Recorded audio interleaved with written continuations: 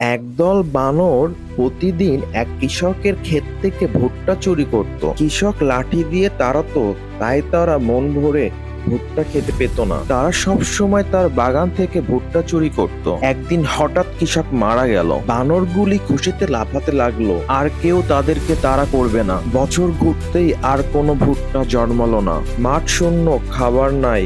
ক্ষুধার কষ্টে তারা বুঝতে পারলো, যাকে তারা শত্রু ভেবেছিল সেই ছিল তাদের প্রকৃত খাবারের উৎস। এই গল্পটি থেকে আমরা শিক্ষা নিতে পারি, আপনি আজ যাকে অবহেলা করছেন, কাল সে না থাকলে তার মূল্য খুব ভালোভাবে বুঝতে পারবেন। এমন সুন্দর সুন্দর ভিডিও পেতে লাইক ও সাবস্ক্রাইব করে পাশে থাকো। বন্ধুদের মাঝে ভিডিওটি শেয়ার করো।